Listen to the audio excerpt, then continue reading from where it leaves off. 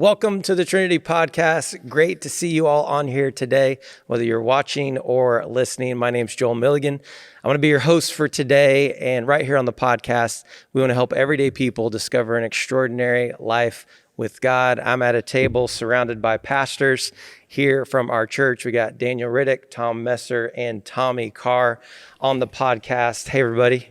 Hey, how you doing? Is it going all right today? We're doing great. we're ready. Couldn't be better. Because we're going to jump right into the topic, and it's a good one. Because I want to make sure we have plenty of time to talk about this cancel culture. Wow. Here we go. Everyone just tuned in. They raised up their volume.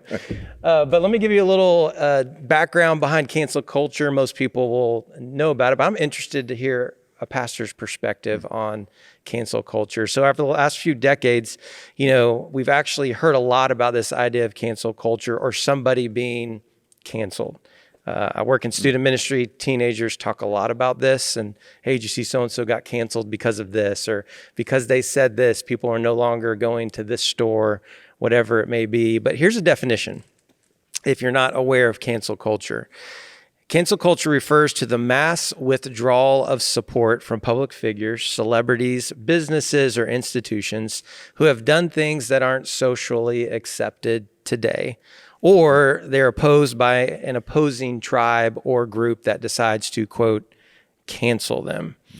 This practice of canceling or mass shaming really is just huge on the internet, really big across all social media platforms.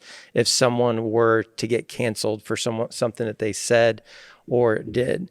So I want to give you the first two thoughts. We'll jump in on the first ones, and then I want you to be thinking about the second one. What does cancel culture get right?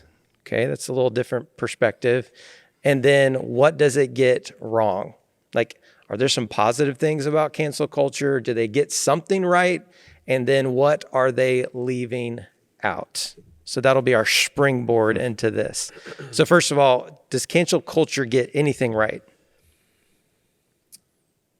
I think as a whole, I think it's and I'm sure we'll talk about it. It's problematic. I think there is a perspective about it where it is a fundamental kind of longing for justice or for righteousness. Mm-hmm. Even if the base of morality is off base, it's this idea that there's something wrong, real or perceived. It may not actually be wrong, but there's something that some group or some people believes is not right, and we want it to be right, or we want the wrong to stop. So if you were to say where is cancel culture right, I would say it probably is a broken reflection of a desire for justice, and we're looking for it in a place where it's not going to be fulfilled the right way, And so so I think there's a side of it that is rooted in a right motivation. Just the application and the experience of it gets off base. Pastor, you're gonna say something? They get it right when they cancel things I'm against. Yes, exactly. And they get it wrong when they cancel things I'm for. Yeah, that's a good way to put it. Yeah, it's complex, and I think let's start with this, and this is not to be overly spiritual, but one, we're called to live in community. Like think when churches, and I'm not naming denominations, but years ago, churches decided we're going to cancel Disney, and actually boycott was cancel culture was called boycotting in the. That's true. The 80s was boycott. I'm sure there are people that were sincere and did not go to Disney.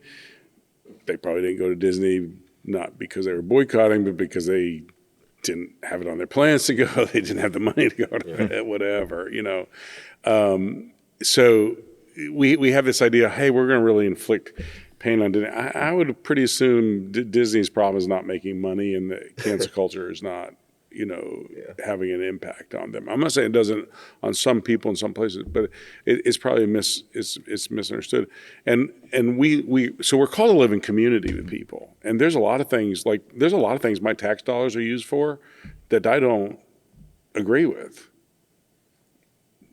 And some of those things I probably have stronger disagreements about than others. Okay. But part of living in a community, in a civil society, is that you have to obey the laws of Caesar. You have to participate in a way. So I think that should make us very hesitant to just kind of arbitrarily, in a fit of rage or emotion, say, "Oh, I'm done with them."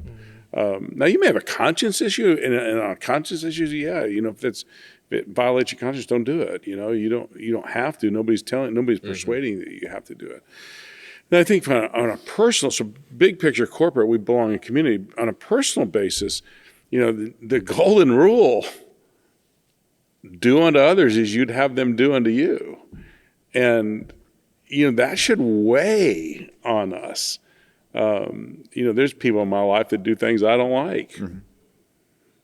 But that doesn't make me not like those people. Mm-hmm.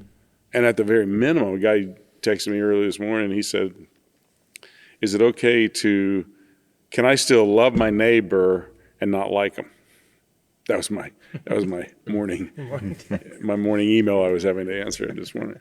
And my answer to him was the golden rule. Yeah.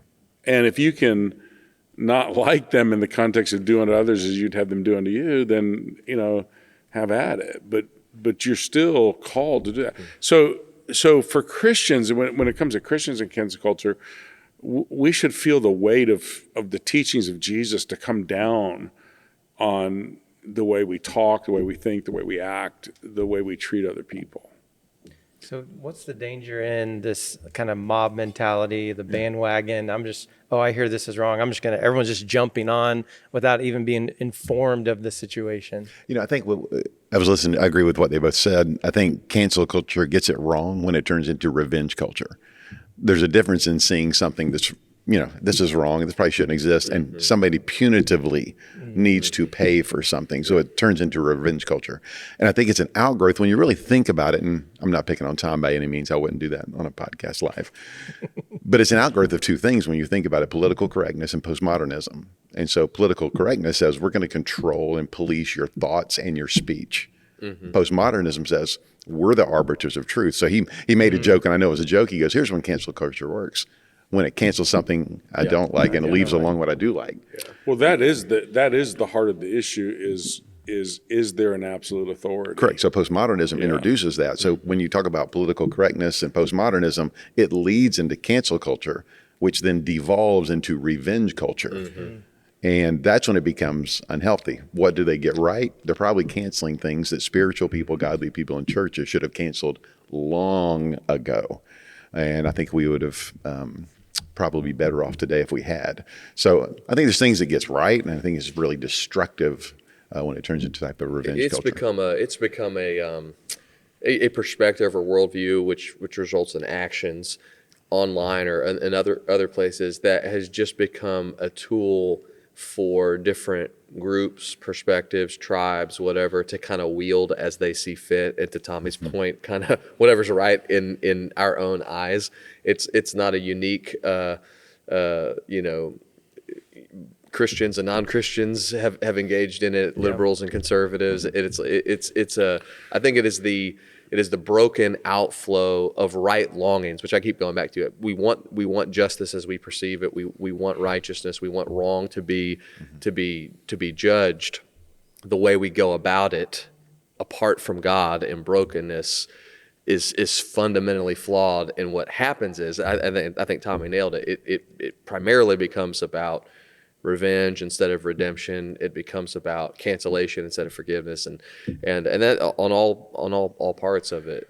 At the risk of being controversial, don't get canceled, Pastor, on that. No, at the risk of being controversial, give me an example of a cancel moment, of something that you say, hey, this is cancel culture.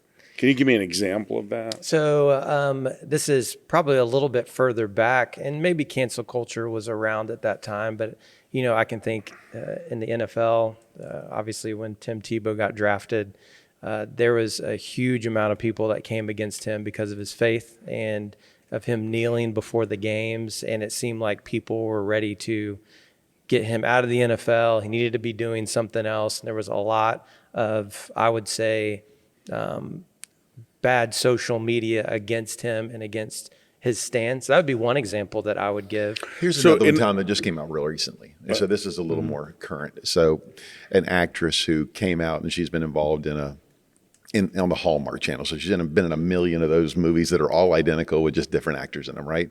Well, she came out, she says, hey, I'm for traditional family values. There's an immediate move to remove her from every type of station that would be mainline, She can't get a mainstream. job. Can't get a job. They're going to basically cancel her from being in the culture based on what would have been a traditional value. Would you consider a cancer culture moment like the MLB moving the All-Star game out of Atlanta over? Yeah, absolutely. Okay. All right. So those are really great examples. It actually gives a framework. So think on one hand, you have Christians being canceled for their Christian stand, right? And on the other hand, you have the opposite of taking place that big corporations wielded power to try to inflict punishment over a social stance on an issue or perceived social stance on an issue. I think the same thing happened with the NCAA moved games out of North Carolina, Charlotte, over the HRO issue. Yeah. So one, and this is not a name drop moment. I know Timmy a little bit, know his dad fairly well. When Christians are persecuted for being Christians, that's probably a very normal thing, and I wouldn't necessarily call that. I think your illustration is really good, but I wouldn't call that cancel culture. I would say, hey, the world is going to hate you because it hated Jesus, and the more you align with Jesus, you run the risk of being hated. I think Timmy handled that with grace, with poise, and if you look at it, he certainly didn't suffer. Now, he may have gotten more opportunities to play professional football than what he was afforded, but he's thriving. Right. Actually, it became a catapult to greater platform in different areas, and you can look at it and say, hey, God's will's been done in that. I think the illustration you used about the lady, the woman actress, is that the reality is there is going to be a lot of tension, a lot more. Christians are becoming the minority culture, and minority not just necessarily in terms of number, but in how radically different Christian biblical-based convictions look compared to. And so I think some of that is learning to live in a hostile world and bearing witness that way. But when you flip to the other side, that's a little more nuanced, and you have the clash of world values, and then you have to ask yourself, the kingdom of God is in conflict with the kingdom of this world. You have to ask yourself, how do Christians respond in those moments? And some of it is, how do you stand with courage and conviction, and at the same time have compassion and not have, I like what Daniel said, the kind of the revenge idea. And so another principle involved in that is, hey, as much as possible, live peaceably with all men. If you go to war, let God fight your battle for you. Vengeance is mine, I will repay, saith the Lord. And maybe sometimes I think we're quick to cancel because we want to pick up the sword, sling the arrows, try to inflict pain and punishment, mostly because we're probably feeling pain, fear, whatever that is. I think if we can also help separate a little bit as we think through it. I think the more people think about it, the better they're going to be, because a lot of times what we see reflected in our broader culture is reactionary kind of behaviors and mentality. It's not thoughtful. The more you think about it, I think it can also begin to separate, and Pastor Tom alluded to this earlier, the difference between a personal conviction or decision and kind of something that I believe needs to be a blanketed kind of morality on everyone. I'll give you a personal example. And this was a number of months ago. I don't, on Facebook, I'm sure I had posted something about I was going to have some coffees with people in our church, and if they wanted to come meet for coffee, they could sign up at Starbucks, which is where I always go. And so everybody was very, hey, great, Is there love a it. reason we should be canceling Starbucks? There is. I didn't know that. I didn't know that, but there is. And somebody, that's where the story's going. and somebody commented, and it was not. I'm great with it, but they were like, I can't believe a pastor would go to the Starbucks, and I was like, oh, I didn't know pastors weren't allowed to go to Starbucks, and then they sent me a link to some, kind of something, somewhere about all the reasons why, Starbucks was wrong, and which is fine for them. It was like, hey, I'm happy for them to kind of make a decision about where they're going to support or not support, or where they're going to take their business or not. I think that's where, though, you have to begin to kind of separate the difference between, hey, am I getting kind of wrapped up into the general movements of this world, or am I making kind of decisions biblically, individually led by the Spirit? And I think it's really easy on all sides to kind of get whipped into a frenzy, over something, and we end up just kind of going along with the movement of the mob, the movement of the liberal mob, the movement of the conservative mob, the movement of the religious mob, the movement of the secular mob. And that's, I think, what you really need to guard against, because I would say by and large, the idea of that cancel culture is a mob movement. And I think the definition even said that mass rejection. Yeah. It becomes part of society, like what Tom was saying. And so that's what I was talking about. It goes from a cancel culture into that revenge culture. Then it becomes this fabric. So Constitution said you have the right to the free exercise of religion. So that's an ability to conduct religion. Well, here's what cancel culture is doing. It's affecting your ability not to just act. It's affecting your ability to think and to hold a thought. So here's another example. So J.K. Rowling, she's come out and said, I believe that gender is biological, that it's non-malleable. Now people are calling for the total boycott. Don't buy any more of her books.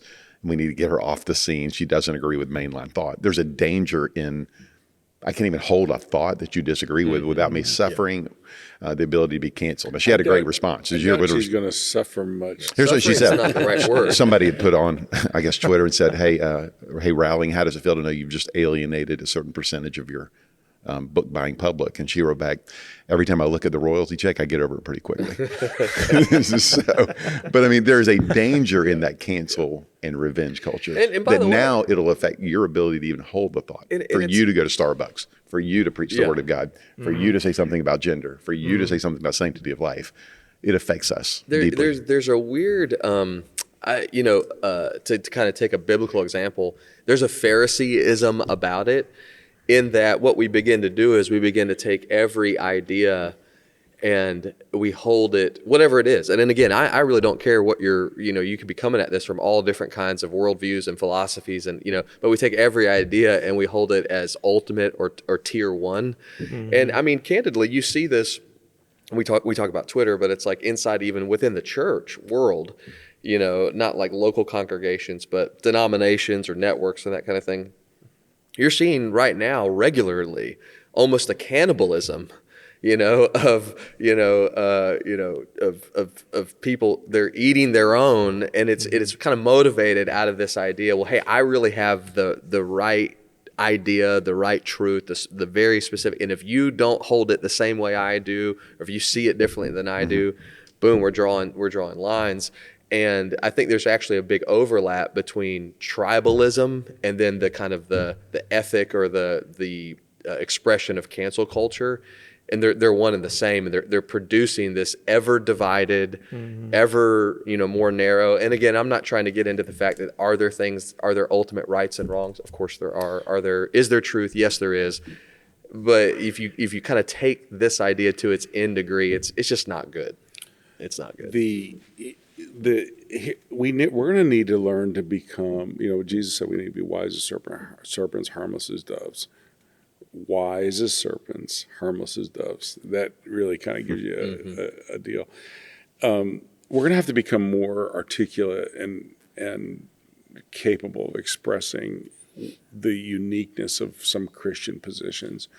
And I would even probably extend that to some of the uniqueness of non-culturally normed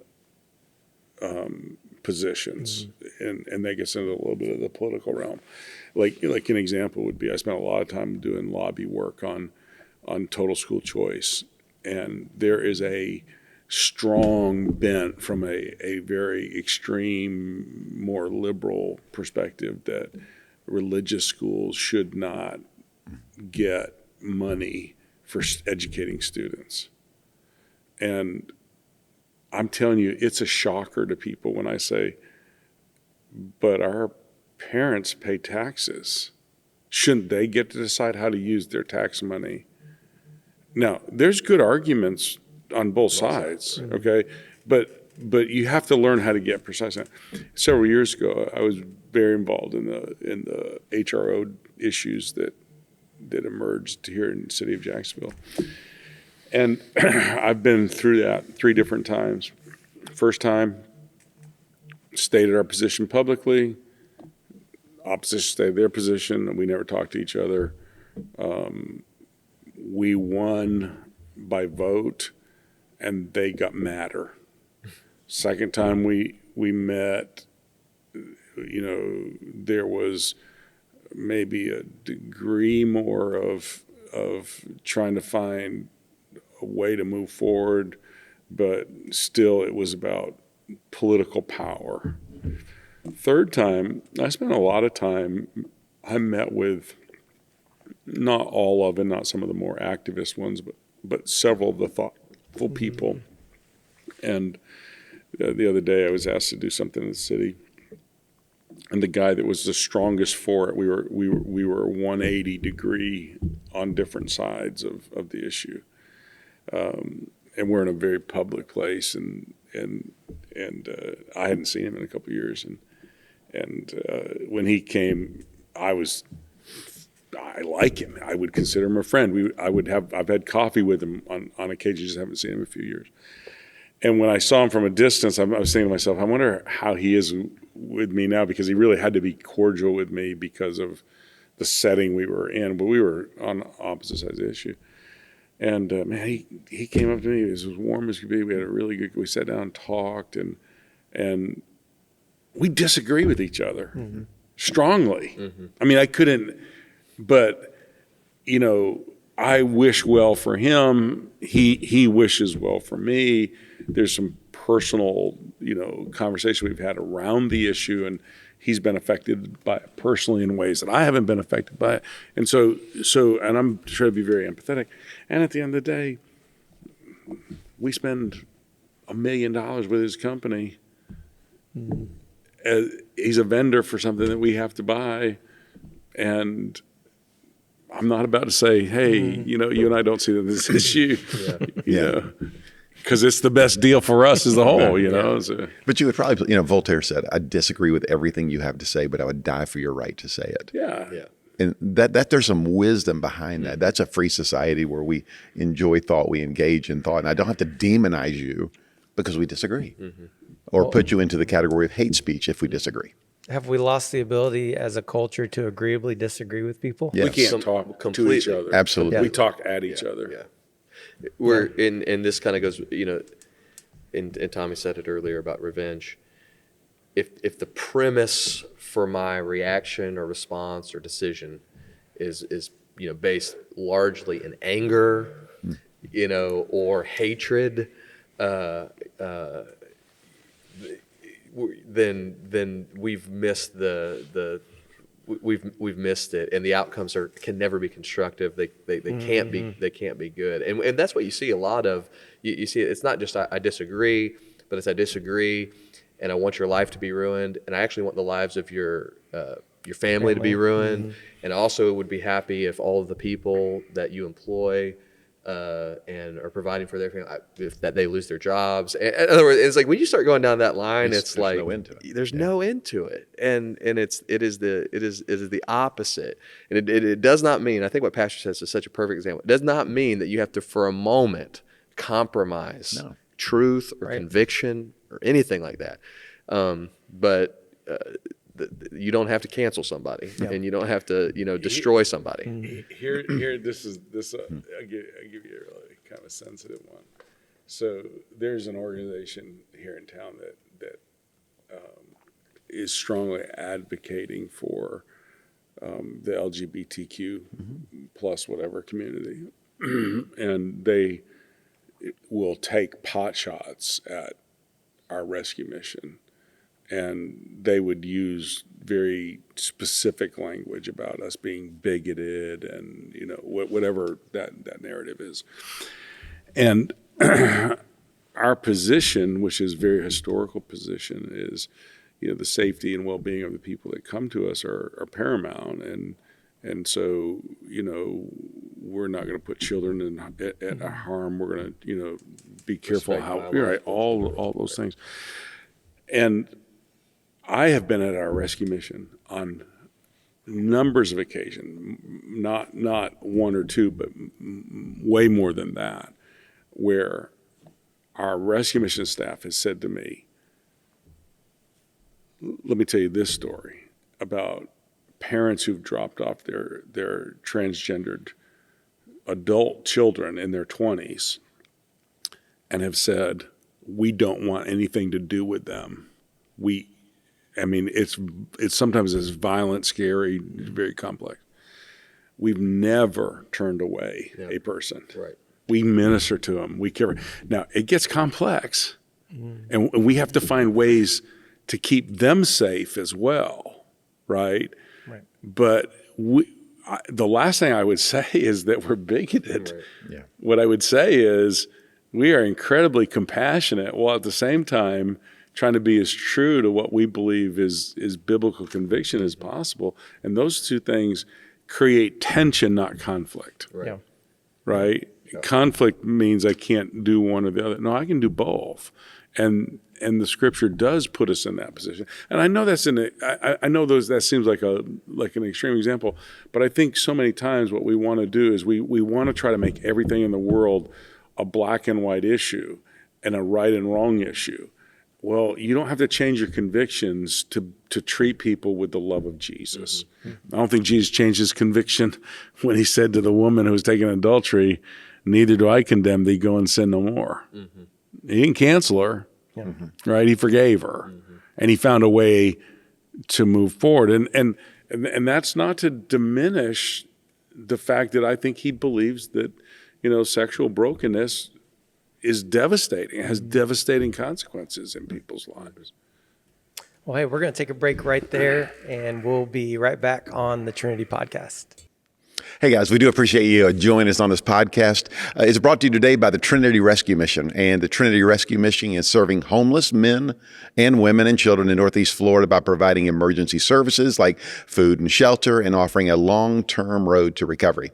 You can become a partner in this gospel mission in 3 different ways: volunteering your time, giving food, clothing, and supplies, or by donating financially. You can learn more about the ministry and programs of the Trinity Rescue Mission and about how you can get involved by visiting trinityrescue.org. So, gentlemen, I'm looking forward to this next conversation.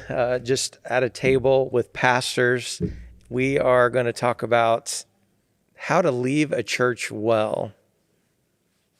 And you would probably, being pastors, and obviously for many years of experience here, you would probably say that a person should never leave your church, right? For any reason. Yeah.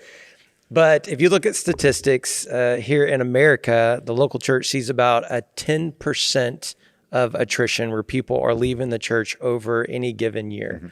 So if you have 200 people at your church, about 20 of those in the span of a year are going to leave your church for some reason. Mm-hmm. So what I'm interested in hearing from you and your combined experience, and I'm sure you've experienced this in your many years of pastoring, I would love to hear this idea of how does someone think through leaving a church? What are ways to do it well? And this may not be something you ever preach a message on. So that's why I think it's important to talk about. But I kind of want to leave out people leaving because their job changed. I think people get that. I'm moving somewhere. Or a mass upheaval of a church, whether it's a church split or something happens where a bunch of people leave. We'll kind of rule those out because I think people get those. Mm-hmm. But there are many other reasons why people decide to leave church. So let's start there. And if someone was thinking about leaving, You're okay. Okay. All right. Okay. Can't even wait Okay. for the question. All right. Pastor's gonna get. No, I'm gonna help you get into this easier. So I am not a joke teller in sermons. I actually say that's kind of a last resort thing you should do. But my favorite church story on this subject is actually a little joke, and I've used it probably 25 times and it's in different messages. So this guy's shipwrecked on an island, right? And he's stranded there for 20 years. And finally, some ship captain happens upon the island, and they find this guy. He's been there 20 years by himself, nobody else on the island, completely uninhabited except for him. And they said, man, you've really made a life for yourself here on the island. And he said, I see you built some buildings. And he goes, what's that building? He points to the middle building. And he goes, that's where I live. And he goes, well, what's that building over there? He goes, that's where I go to church. And he points to the third building. He goes, well, what's that building over there? He goes, that's where I used to go to church. There it is. Boom, boom, boom. If you live in the South, people used to go to church a lot of different places. Yeah. You know, it's funny. I don't know. Obviously we're like deep in church world. I'm always interested in, I think about people listening right now. It's like, if that is a surprise to them that the normal church, has about a 10% turnover every year. And that would include legitimate circumstantial reasons, but a lot of it is just, hey, so yeah, like you said, your church of 1,000 people, 100 people who were attending your church stop attending for all kinds of reasons. I don't know. I think that's it's something to think about. I mean, it's a real thing. So what would you hope that experience looks like if you're talking to somebody, or you may not be talking to somebody, you hear from someone else that so-and-so is no longer attending or they're thinking about leaving? What would you hope that experience could look like if someone is thinking about that? What are some things that you wish would happen in that process of whether or not they leave your church? Daniel, I'll start with you. I would say, as much as is possible, resist. I'll say two things: resist consumer urges. So, I'm looking for bigger or better or even different. In other words, resist consumer urges, and ground your decision and your conversation into something deeper than consumerism. And I'm not trying to, but I mean, I think if that statistic, there's a key word in there, which is the American church. We have a uniquely, what I would call, Western challenge, which is this idea of consumerism that impacts every part of our life, including our religious experience. Mm-hmm. And so as you're having this conversation, resist consumer urges. And then I would say the second big thing I would say, and we could get into what this looks like, is talk about it. Have a conversation, and really, allow yourself to kind of work through it with someone else, and probably, I would say specifically, with your pastor.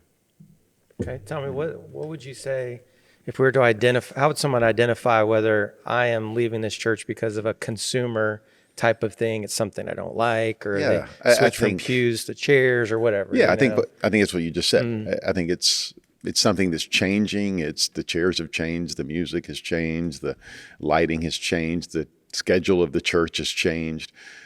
I think that's when you define what consumer. It's just, I need to be pleased in order to be pleased being a member of this church. Like, we've been around for 117 years of church. So believe it or not, we don't do church the same way we did it in 1905, 1915. Mm-hmm. So my family came in the 1930s. And so if the organ is introduced in the church and all of a sudden people leave the church, that's a consumer type of mentality. I highly prioritize church life. I see it as the family of God that you've been placed into. And I think what Daniel said, if I'm going to think about leaving a church, I'm going to make sure I have a valid reason. And then I'm going to make sure I have valid conversations to listen to valid answers. And if I can then get through all of those steps, and this is a valid reason for me, I think Tom is preaching heresy. I go to Tom and I say, Tom, I have some valid questions. And he goes, maybe you misunderstood what I was doing and I got a valid reason. I think if you go through these 3 steps of validity and you get to the end and you say, hey, listen, I'm not sure I can associate. I do see that you can leave well, leave with reasonings, leave. I think if you just go and with relationship and you leave without a bridge burnt, I think when you get into a group that's maybe had 4 churches in 8 years and they're moving their family around because this one is the coolest, best new show with maybe, no offense, what's a better communicator that's on the scene and you just flock to that. Oh, he's more energetic. He tells better jokes. I think you set up a pattern. Your joke was pretty good. Yeah, that was a great joke. I've never heard that one. He did tell I kind of tell you when you did a bad joke. So I was in the back with him one time and he was telling me about a family vacation. I said, well, you know, Jeff Fox already said there's nothing in life that's fun for the whole family. And he just died laughing. So I didn't know he was going to do this. He gets up on stage. He goes, I was just talking to Tommy and he told me that there's nothing in life that the whole family enjoys. I went, that's not the joke time. It was just this moment. But if you hear, hey, this guy's here and man, here's what they're doing in there, it must be just so attractional. And you're willing to just leave a church family over some attractional quality to another body. I think it sets a preference and a precedent in your family of a lack of attachment. So my family's been at Trinity since I said the late 1930s and 1940s. Many things have changed. And so there's a power in this generational ministry to where I go to church with my parents, right? I go to church with my siblings. I go to church with Rhoda's family, my children, and my grandchildren. And you say, man, that's narrow. No, it's solid. And you have to rule out consumerism because if I go to my mom and she's probably going to listen and she's going to get on to me for this, like she'll go to any room, but she really loves our classic service. We love this room. My kids love the children's church, but there are parts of that my mom would say, that's probably not my preference, but this is my church. Yeah. It's not my preference, but this is my church. If we rule out consumerism, I think there'd be way less than 10% of people moving around. 3 analogies that you find in the New Testament for the church. You got the church, the body of Christ. It's a building, and it's the bride of Christ. So to leave a church, if you're a member, to leave a church, if you're part of the body, it's like amputation. If it's like a bride, it's like divorce, right? And if it's a building, it's like demolition. Yeah, it's just so you really, if we don't, and I don't mean just from a pastoral side, I mean from a church member side, if we don't elevate the importance of church membership, we make very consequential decisions, oftentimes over very nominal issues. And typically when people have come to me over the years, I take 2 approaches. First question I ask people is, have you already made your decision? And if they've already made their decision, very rarely do I invest a lot of energy into their minds made up. What I focus on is trying to help them not repeat the same pattern and to leave the door open for them to come back. And frankly, over the years, have had a good number of people come back. If they haven't made up the mind, I always say, hey, let's start with the problem. And then when they tell me what the problem is, I always say, if you're really fully engaged as a member, you're not only part of the problem, but you're part of the solution. And if it's a problem to you and we fixed it, do you think it would help other people? And if you can get them on the side of being part of the solution, anybody can point out the problems. Yeah. And now I know that's more from my perspective to people. What I would say to people is this, is if you go back, it is consequential for a divorce to happen. It is consequential for demolition of the house. It is consequential, for an amputation of the body. And so you have to approach these things to the same level of seriousness with which you engage them to begin with. And, our goal is to make the church stronger, better, more reflective of what Jesus intended for it to be. And we ought to be able to do that together. When he started talking about problems, I am reminded, my wife she loves to tell me, hey, nobody thinks about the church like you think about it. And I get that. I mean, I understand the reality that like there's a perspective you have as a pastor, and it's not perfect, but it's a perspective, and you see things a little differently. But I've had conversations with people, or just in general, where I think a real reason when people who do love you and love your church, but they have a challenge or an issue, big or small, is they're kind of afraid to talk about problems. Hey, we don't want to offend you, we don't want to upset you, and I would say, nobody knows about the problems that exist within a church more than your pastor does, Right, Yeah. And I think that sometimes there's this kind of dynamic that it's like, hey, I don't want to really upset them and let them know that there's something that's not right. And it's like, it's possible they don't know, but more than likely, it's like nobody is sitting here thinking, with rose-colored glasses that, every situation and every church is perfect. It's not, it's filled with people, and there are real challenges, and there are things we want to do better. There are things areas we want to grow, but don't be afraid of those conversations to address, challenges or concerns or issues or problems, however you want to describe it, because I would say there's a 99% chance your leader, your pastor that you're having the conversation with, is going to understand where you're coming from. They're gonna recognize the dilemma. And oftentimes there is a way to work through it. There really is. And if he doesn't, I don't mean if he doesn't, and he's not willing to hear, and it's bad leadership. Yes. That's when you didn't get a valid answer to a valid concern. Right. And it's probably not the healthiest place in the world for your family to be anchored into. Yeah. And that's when you go, hey, we've done it, the right steps, and we're out the door. I mean, that I can understand. So have you seen, I'm interested, when someone does come and talk to you, and the way that you're describing would be the best way to come and talk and say, here's where I'm at, here's the problem. Do you see a lot of success in being able to identify it and say, hey, we're going to be able to fix this, and the person locks in and they stay at your church? It all depends on if they've made up their mind before they come and talk to you or not. Yeah. If they already made their mind up, it's like threading a needle to try to. Gotcha. And sometimes those become ultimatums. There's things we're not going to agree on. They're good people. And it's almost back to our previous conversation of the cancel culture. You have the right to believe. So they may say, hey, like Tom and I had one a while back where he said, unless you do this, I can't be a member here. Well, we're not going to. We don't believe that's where God's leading our church. We don't believe. Yeah. So there was this. I use this line. I've been accused at times of being a dictator. Not often, but occasionally. I said, no, actually, that's not true. I said, God's not called me to be a dictator. He's called me to make sure that nobody else, including you, is a dictator. And that's usually the end of the conversation. That's where we usually have a word of prayer, hand him his letter. And Here's the thing, think, this is a good lesson for everybody. Think sticky points. And again, remember, we all come at it from church perspective. We talked earlier off camera a little bit about lower room, upper room. Are you connected to the mission of the church? Are you connected to people, program, place, personality? If we're doing it's presumed in church membership that people are known, loved, cared for, and held accountable. People love to be known. They really want to be loved, and they really want to be cared for. They struggle with wanting to be accountable. Right? And accountable is mutual accountability.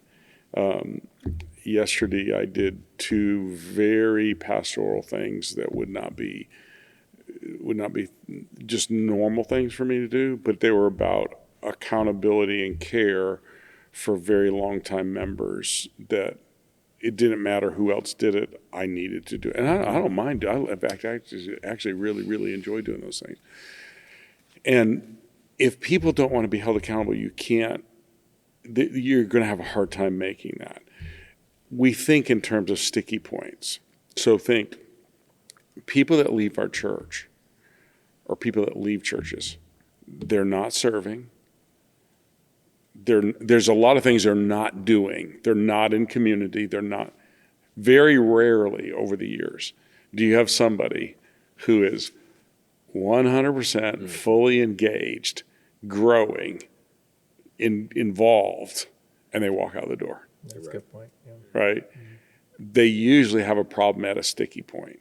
And so part of it is our accountability on, hey, how do we measure stickiness on the part of people, and how are we helping for people to be in that kind of thriving environment? Typically, my experience is this: people get offended, that's why they leave. It's a big reason. People get bored, they don't see a pathway to more involvement or engagement, so they leave because they think they're more useful. There's more opportunity for them someplace else, or they'll leave over their kids' preferences. Yeah. And kids, when I was growing up, my dad had singular choice over everything we did in our family. Right? The average family today, they vote on everything. And dad has a 25% vote. Mom has a 25% vote. Boy has a 25% vote. The girl has a 25% vote. And pretty much you got to get 75% if you're going to get a decision, because there's no majority at 50-50. You got to get 3 of the 4. Yep. And so, dad may be totally comfortable. He may be cool. This may be the best routine. They may live across the street from the church. They may, but Johnny met somebody at school that goes to whatever church, and they've started going there on Wednesday nights because it's a cooler youth group or whatever. Whatever children's ministry or whatever it is. And you lose them over those issues. So having a way to help that's why putting care into your small groups matters. That's why your serve teams should not just be functionally executing its strategy, but it should be building in that love, cared for, held accountable, known. It matters. I think there is a. Let me say one of the things I don't forget. Here's another reason why people leave, and this is transitions cause people to leave, and I can think of a good family, and we've got a relationship with them. They moved from living in the Crystal Springs area to a part of the city that they were just outside what I would call that comfortable 12-minute drive, right? And they were driving past a church to get to our church. And the conversation turned into, it takes us 2 minutes to get there, it takes us 12 minutes to get there. Yeah. We're inviting people to come to church. We could get them to go there, but we can't come here. Transitions do have impact. And I think you have to be sensitive to that. Yeah. People moving people changing jobs, kids changing schools, new sets of friends, new work environment, new house, new neighbors. That those transitions make church transitions makes it a higher risk for that. Yeah. So 2.5 years I've been campus pastor. It's funny, behind the curtain, like the Wizard of Oz curtain, when you actually get on staff and the curtain opens up and you go, it's funny when you say, how does a person leave a church? Well, we talk about it when people leave, when we get a letter request from another church or somebody comes here. There's almost this common sense about it, because we'll go, hey, this person left, and we all three will go, But it makes sense what you just said, that transitions happen, change of life happen, proximity. It's the ones where you go, that's the ones that are concerning to you. That like they did, and we all sit there and stare at each other like, what? They're the ones that have skipped the steps on how to leave a church well. And usually you'll see those people, they have 5 churches in 10 years. There's 6 churches in 12 years, and there's never that solidity of ministry. What Tommy said earlier was really helpful for me to hear. It's like, if you've gone through a process of thinking through valid reasons, you're probably going to end up and you're sincere about it, you're going to end up at good, healthy conclusions. I think one thing I would really encourage, people along their, life's journey as they're thinking through their church family would be normally, or oftentimes I should say, if we have conversations, that people have thought through why they might leave. I would encourage the same kind of intensity and thought process on why you should stay, or what you might give up if you leave. Yeah. And I think sometimes the perspective on that is one-sided, and there is something, and it's hard to articulate explicitly, but it's like there are some things and benefits and values that exist that you can only experience when you've been a part of a church congregation, if the Lord keeps you in a singular place over years and years and years. And it just takes time. And sometimes we are quick to give a lot of that up for, smaller issues or short-sighted, kind of, reasons.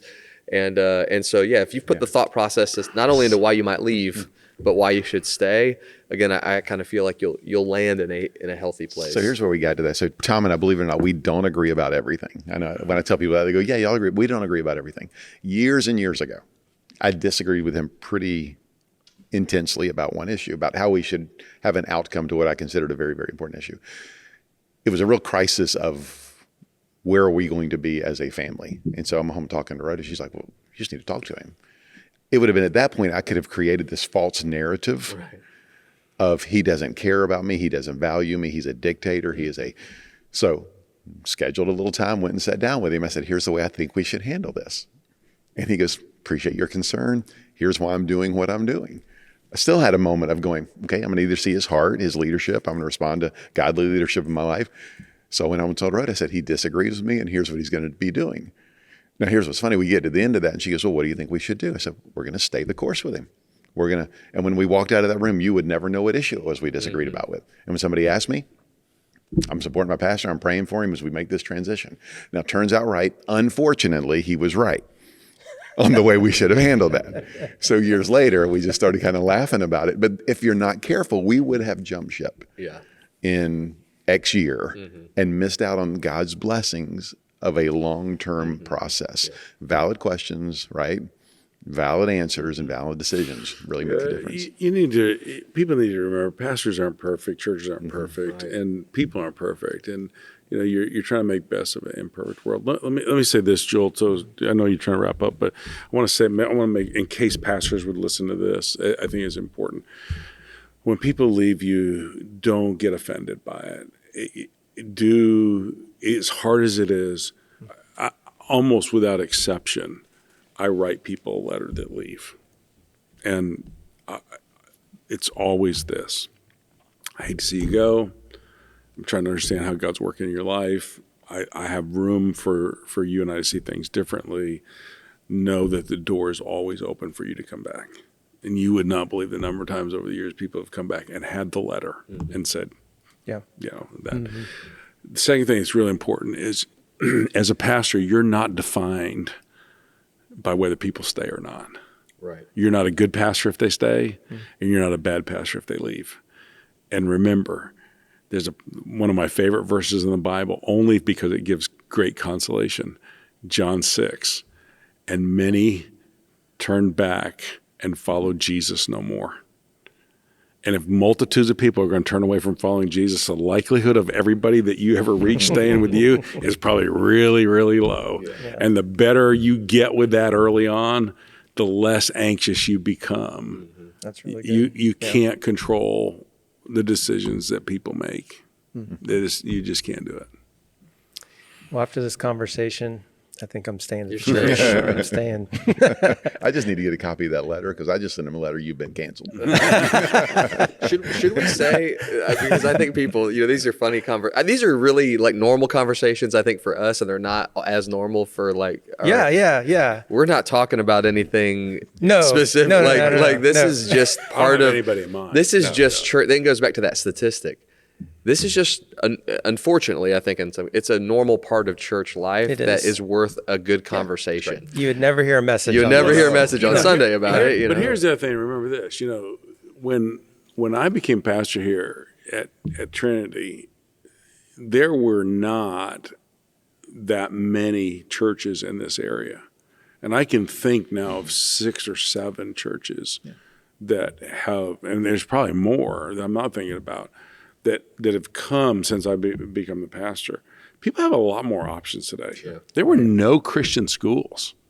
There's like 6 around us, right? And you can either resent that or you can embrace it. And you have a scarcity mentality. or abundance mentality. Yeah. And what I think we need to realize and keep in mind is that people have a lot more options today than they've ever had. You can only tend to your ranch. You cannot handle somebody else's sheep, pasture, whatever. Yeah. You got to just tend to your own. Yeah. And the faithfulness that you have in tending to your place and your ranch is going to determine how fruitful you become. Mm-hmm. It's not what you think. You're not going to get ahead by preaching against a church down the road or being offended by what it just doesn't work, or trying to become like them. You become a cheap imitation of the real thing. You just be the best version of yourself you can be. Love Jesus and help people. Well, hey, that is a wrap. We thank you so much for listening or watching today. As always, we encourage you to check us out on YouTube, Spotify, the Apple Podcast, or you can also download the Trinity app, and our podcasts come out every Tuesday. We'll catch you next time.